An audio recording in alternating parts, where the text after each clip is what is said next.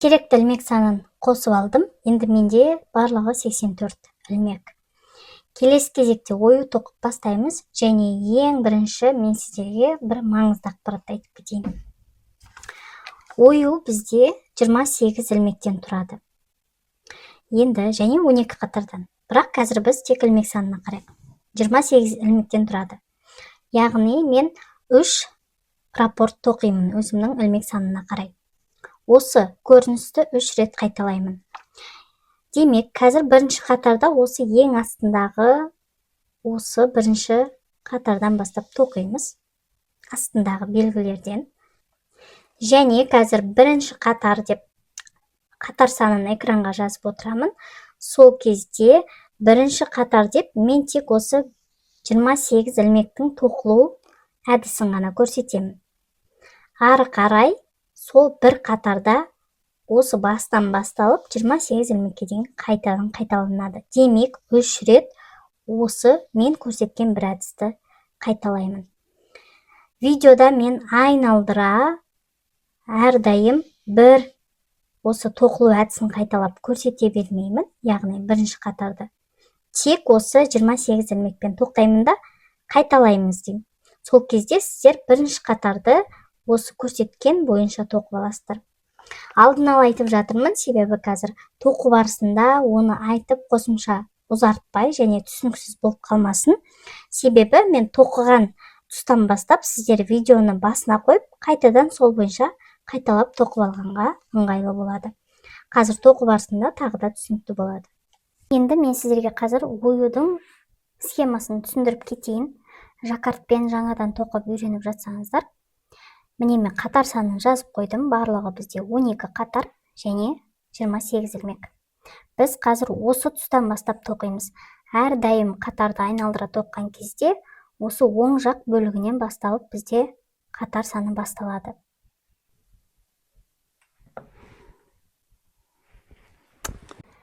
Бұл жердегі ашық тор көз ол негізгі түс.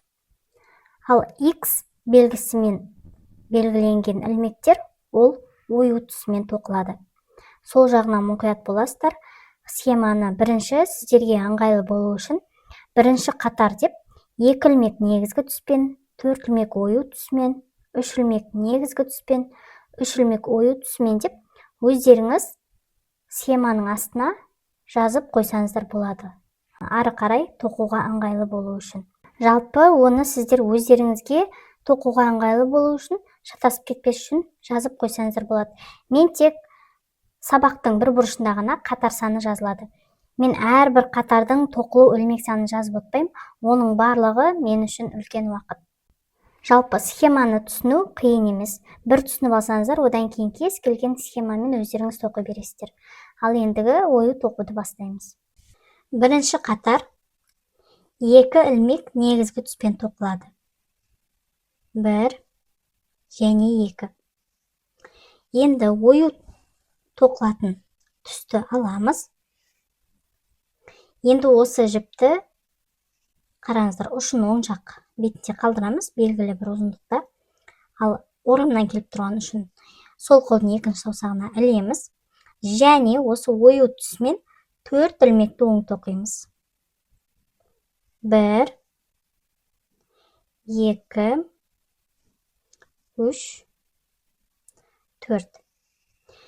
Ою түсін жібереміз. Негізгі түсті алып келеміз. Енді қараңыздар, бұл жерде жаккард тоққан кезде жаңағы тоқып алған 4 ілмекті жиырылып тұрмайтындай, осылай кәдімгідей ине біздің бойына осылай дұрыстап алып келіп аламыз. Барынша осы бос қалыпта жататындай. Одан кейін барып жаңағы негізгі түсті осының 4 ілмектің арқасынан емін еркін өткіземіз. Қатты жиырып тартып тастамаймыз және тым қатты осылай боста қалдырмаймыз. Қараңыздар, орташа тығыздықта осылай барлығы емін еркін болатындай көріністе алып келеміз. Енді осы жіпті ұстап тұрып, жаңағы ою түсін арғы бетке қалдырамыз. Негізгі түспен 3 ілмекті оң тоқимыз. 1, 2, және 3. Енді негізгі түсті қалдырамыз. Ою түсін аламыз, қараңыздар. Ою түсінде дәл жаңағылай ілмектеріміз жиырылып қалмайтындай көріністе алып келеміз жіпті. Міне осындай көрініске. Енді осыны оң қолмен ұстап тұрамыз да, ары қарай 3 ілмекті осы ою түсімен тоқимыз. 1, 2, 3. Ою түсін жібереміз. Негізгі түсті дәл жаңағы әдіспен алып келеміз. Міне артында көрініс осындай болады сол кезде бізде. Енді ары қарай негізгі түспен 2 ілмекті оң тоқимыз. Яғни ілмектің барлығы ендігі бізде тек қана оң тоқылады. 2 ілмекті оң тоқып алдық. Негізгі түсті жібереміз және ою түсін аламыз. Және қараңыздар, жіптер осындай көріністе жатқан бойынша ала бересіздер. Ешқандай айқастырып, мына жіптің үстінде жіберіп жүрмеңіздер. Тек қана қалай жатыр, солай аласыздар. 2 жіп айқасып қалмас үшін осындай әдіспен кезекпен тартып отырасыздар. Және тартылып қалмауында, жаңағы ілмектердің жиырылып қалмауын қадағалап, ою түсін аламыз. Енді бұл ою түсімен 1 ілмек оң тоқылады. Және ою түсін жібереміз. Енді оюдың дәл ортасына келдік. Демек ары қарай мына беттегі әдістер қайталанады. Бірден осы тұсына қарап тоқи берсек болады. Енді ортаңғы ілмек негізгі ою түсімен тоқылса, ары қарай 2 ілмек негізгі түспен тоқылады. 1, 2. Негізгі түсті жібереміз. Ою түсін аламыз. Дәл жаңағы әдістерді қайталайсыздар. Ілмектеріңіз тартылып қалмасын. Ары қарай қараймыз. 3 ілмек ою түсімен тоқылады. 1, 2, 3. Ою түсін жібереміз. Негізгі түсті аламыз. Ілмектерді осылай жылжытып алып, жіпті арқасынан өткізіп аламыз. Енді бізде 3 ілмек негізгі түспен тоқылады екен.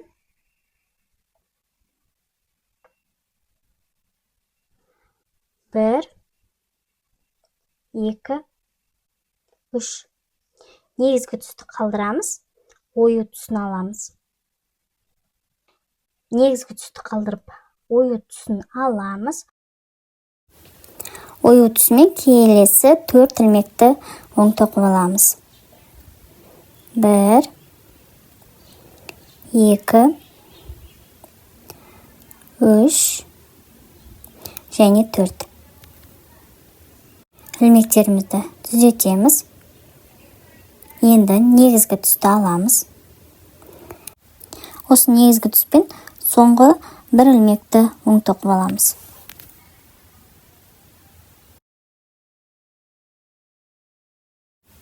Осымен 1 рапортты тоқып аяқтадық. Енді ары қарай осы әдістерді қайталап отырып, қалған 2 рапортты да тоқып шығамыз. Барлығы мен 3 рапорт тоқимын деп айтқан болатынмын. Алғашқы 1 рапортты тоқып шықтым. 1 рапорт бізде 28 ілмектен тұрады.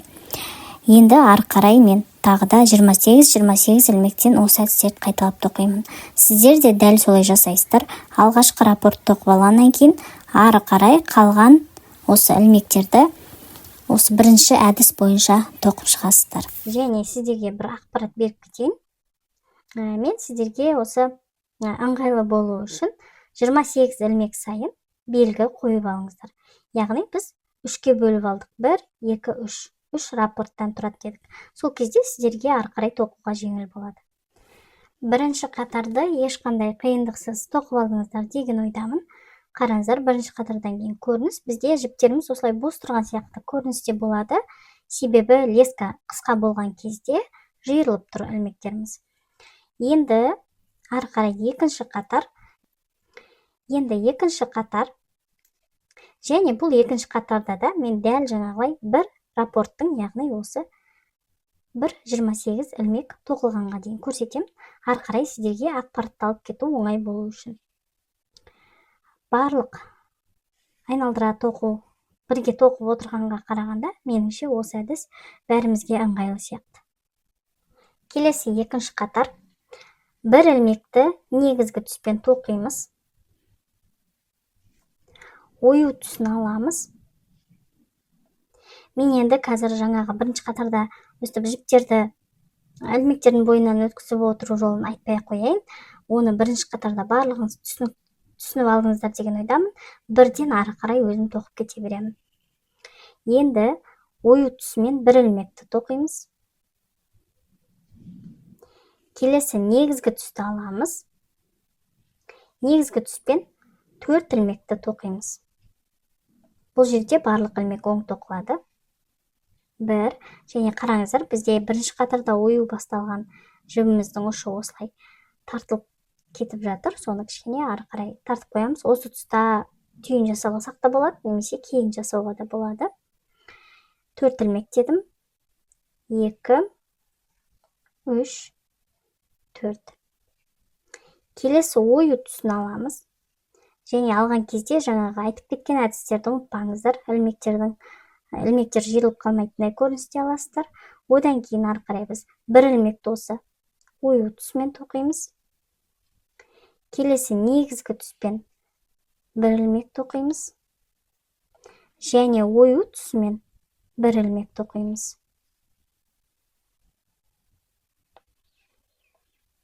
Енді негізгі түспен ары қарай барлығы 5 ілмек тоқылады. 1, 2, 3, 4, 5. Негізгі түсті қалдырамыз. Ою түсін аламыз. Негізгі түспен бір ілмекті оң тоқимыз. Міне, рапорттың ортасына да келдік. Енді міне бізде рапорттың ортасы осы ою түсімен аяқталады, бір ілмекпен, яғни. Енді ары қарай мына тұстан мына бірінші белгіге дейінгі әдістер қайталанады. Бірден осыған қарап тоқи берсеңіздер өте ыңғайлы. Енді қазір егер 5 ілмектің арқасынан жіп ұзын болып көрінсе, сіздерге қалай қысқа жіп жасауға болатынын көрсете кетейін. 5 ілмек, демек біз бірінші 3 ілмекті оң тоқып алайық. Негізгі түспен 1, 2, 3. 3 ілмегіміз тоқып алғаннан кейін ою түсін аламыз және екеуін айқастырамыз. Жай ғана осылай айналдырасыздар. Міне, айналдырған кезде ою түс осы оюдың түсі қоңыр түстің астында қалатындай көріністе болсын. Мұқият қарап жөндеп алыңыздар. Міне осындай көріністе. Одан кейін қалған 2 ілмекті осы ою түсімен тоқып аламыз. 1, 2. Енді негізгі түсті қалдырамыз да ою түсімізді шығарамыз, тартамыз. Және тартқан кезде де қатты жиырылмайтындай, осындай бағана айтқандай бір қалыпты тартып аласыздар. Сол кезде қараңыздар, бізде негізгі түс осы 3 ілмектен кейін ортасын бөліп тұр. Яғни бізде ұзын болып тұрған жоқ. Алғашқы 5 ілмекке қарағанда жібі қысқа. Енді ары қарай бізде міне ортасы болған. Демек, бір ілмек ою түсімен, бір ілмек негізгі түс, бір ілмек ою түсімен тоқылады екен. Ою түсімен демек бір ілмек. Енді негізгі түспен бір ілмек және ою түсімен бір ілмек. Енді ары қарай бізде қалған 4 ілмек негізгі түспен тоқылады екен. 1, 2, 3 және 4-ші ілмек. Енді бұл жерде бізде соңғы бір ілмек қалған екен. Соңғы бір ілмек осы ою түсімен тоқылып рапорт аяқталады. Қайталап айтамын. Басталған бірінші ілмекпен соңғы ілмек әрдайым бірдей түспен немесе бірдей ілмек санымен аяқталмайды. Сол тұсына да мән беріңіздер. Себебі біз симметрия үшін осылай алғашқы және соңғы ілмектің айырмашылығы болады. Енді екінші қатарда осы әдіс қайталанады. Міне, байқасаңыздар, маркерге келдім. Енді ары қарай дәл осы әдістерді қайталап тоқимыз. Сіздер бірден осы бірінші маркерден басталып тұрған тұстан қарап отырып тоқи берсеңіздер болады. Жаңағы схемаға қарамай-ақ осы жердегі жіптердің түстерімен тоқып кетсеңіздер өте оңай. Демек, екінші қатарды осы әдістерді қайталап аяқтаймыз. Үшінші қатар. Ою түсімен бір ілмек оң тоқимыз. Негізгі түспен екі ілмекті оң тоқимыз. 1, 2. Ою түсімен екі ілмек тоқылады.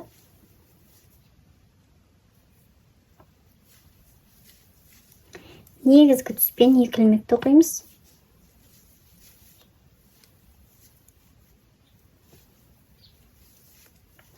Және ою түсімен бір ілмек тоқимыз. Енді ары қарай 6 ілмек осы негізгі түспен тоқылады. Дәл жаңағы 5 ілмекті тоққандай 3 ілмек тоқимыз да жіптерді айқастырып, одан кейін қалған 3 ілмекті тоқимыз. 3 ілмек оң тоқимыз бірінші. 1, 2, 3. Алғашқы 3 ілмегіміз тоқып алдық. Енді жіпті айқастырып, яғни ою түсін негізгі түстің астына жібереміз. Одан кейін қалған 3 ілмегіміз тоқимыз. 1, 2, 3. Енді ою түсін аламыз. Және ілмектердің бойына осылай тартылып қалмайтындай жөндеп келтіріп аламыз да. Енді осы ою түсімен бір ілмегімізді тоқимыз. Ортасына да келдік оюдың. Енді ары қарай мына белгіге дейінгі әдістерді қайталаймыз. Демек, қайтадан 6 ілмек бізде осы негізгі түспен тоқылады. Және де алғашқы 3 ілмегіміз тоқып аламыз. 1, 2, 3. Және жіпті айқастырамыз. Қалған 3 ілмекті оң тоқимыз. 1, 2, 3. Ою түсін аламыз. Ілмектерімізге тартылып қалмайтындай көрініске алып келеміз. Енді ары қарай қараңыздар, мына тұста бізде кішкене айқасу болып қалды менде. Мен оны қазір кейін жөндеп аламын. Әзірге тоқуымды жалғастырамын. Енді қараймыз. 6 ілмектен кейін ою түсімен бір ілмек тоқылады екен. Одан кейін 2 ілмек негізгі түспен.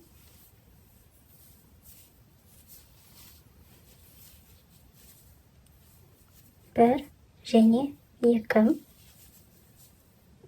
Одан кейін 2 ілмек ою түсімен. 2 ілмек ою түсімен. 2 ілмекті ою түсімен тоқып алдық. Және бізде соңғы 2 ілмек қалды. Соңғы 2 ілмек негізгі түспен тоқылып аяқталады. Үшінші қатарды осы әдістерді қайталап отырып аяқтаймыз. Және тағы бір маңызды тұсын айтып кетейін. Оюды жаңа мен айтқандай белгілердің ортасынан қайталап отырған кезде сіздер әрдайым алғашқы және соңғы ілмектердің басқаша тоқылатынына мұқият болыңыздар. Соңғы 1-2 ілмек қалған кезде алдыңғы осы рапортқа қарап салыстырасыздар. Соңғы ілмектер бірдей көріністе ме, сол жағына мұқият болып қарап тоқыңыздар. Себебі кейін қателік жіберсеңіздер, онда ою өзгеріп кетеді. Төртінші қатар. Ою түсімен бір ілмек тоқылады. Негізгі түспен бір ілмек тоқимыз. және ою түсімен бір ілмек тоқимыз.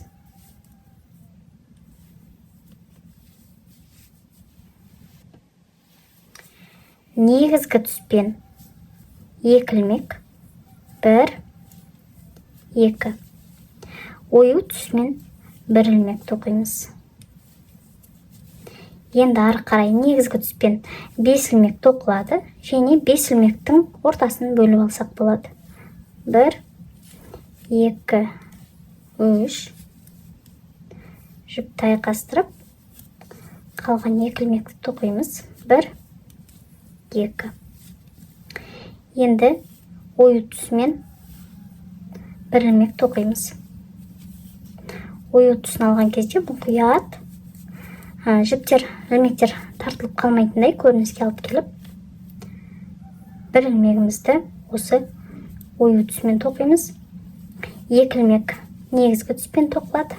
1, 2. Және ою түсімен бір ілмек тоқимыз. Және рапорттың ортасына да келдік. Ары қарай әдістер қайталанады. Соңғы бір 2 ілмек қалғанға дейін. Ортаңғы ілмектен кейін 2 ілмек негізгі түспен, одан кейін бір ілмек ою түсімен, келесі 5 ілмек негізгі түспен, 1, 2, 3. Жіпті айқастырып аламыз. Қалған 2 ілмек 4, 5. Және ою түсін аламыз. Ілмектеріміз тартылып қалмайтындай жіптерді алып келеміз.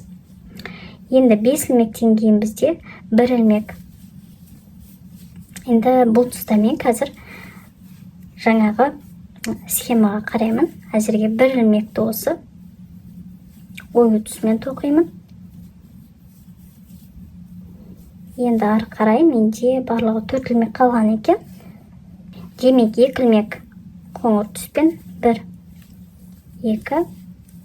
Бір ілмек ою түсімен, және бір ілмек қоңыр түспен аяқталады. Міне осы рапорт. Осымен 4-ші қатардан 1-ші рапортында тоқып алдық. Қалған 2 аралықтағы ілмектерді дәл осындай әдіспен тоқимыз. Және алғашқы ілмек пен соңғы ілмектерге мұқият болыңыздар. 5-ші қатар бір ілмек ою түсімен тоқылады. 4 ілмекті негізгі түспен тоқимыз. 1, 2, 3, 4. Ою түсімен 2 ілмек тоқимыз. 1, 2. Келесі негізгі түспен 3 ілмек тоқимыз. 1, 2, 3. Ою түсімен 3 ілмек тоқимыз. 1, 2 және 3. Енді негізгі түспен бір ілмек тоқылады.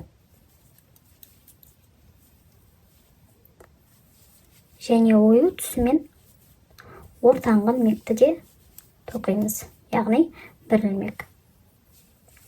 Ортасынан келдік, демек ары қарай қайталанады, тек айырмашылығы соңғы ілмектерде ғана. Демек бір ілмек негізгі түспен, ары қарай 3 ілмек ою түсімен, 1, 2, 3. Енді негізгі түс. Негізгі түспен 3 ілмек. Және тағы бір қайталап өтейін. Арттағы тартылып жатқан жіптерге де мән беріңіздер. Мен бір әдісті қайталап айта бермеймін. Сол себепті де өздеріңіз басында айтып кеткен әдіспен ілмектеріңізді жөндеп, жіптеріңіз қатты тартылып қалмайтындай, қатты бос қалмайтындай, орташа тығыздықта қалатындай көріністе алып келіп отырасыздар. және де артына осылай мұқият қарап қойыңыздар. Енді негізгі түспен 3 ілмек. 1, 2, 3. Келесі ою түсімен 2 ілмек тоқимыз. 1, 2. Және негізгі түспен 4 ілмек тоқылады. Өзі де бізде қатар соңында 4 ілмек қалған екен. Демек, осы қоңыр түспен 4 ілмекті тоқып аяқтаймыз. Яғни, рапорттың соңғы 4 ілмегі. Міне осымен бір рапорт аяқталды. Демек, осы әдістерді қайталап отырып, 5-ші қатарды аяқтаймыз. 6-ші қатар ою түсін аламыз. Және 1 ілмек өң тоқимыз. Енді бізде осы қатар аяқталғанша әрдайым 1-ші ілмек осы ою түсімен басталады. 1 ілмек және 4 ілмекті негізгі түспен тоқимыз. 1, 2, 3, 4. Келесі 2 ілмек ою түсімен тоқылады. 1, 2. Және кезекті 2 ілмек негізгі түспен тоқылады. 1, 2. Енді ою түсімен 1 ілмек тоқимыз. Негізгі түспен 3 ілмек тоқимыз. 1, 2 және 3. Енді ою түсімен 3 ілмекті тоқимыз. 1, 2, 3. Ортасына да келдік. Демек, ары қарай қайталанады. Соңғы 1-2 ілмекке дейін 3 ілмек негізгі түспен 1, 2, 3. 1 ілмек ою түсімен.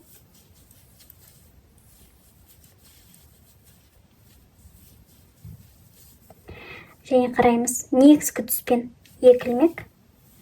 1, 2. Және ою түсімен 2 ілмек. 1, 2.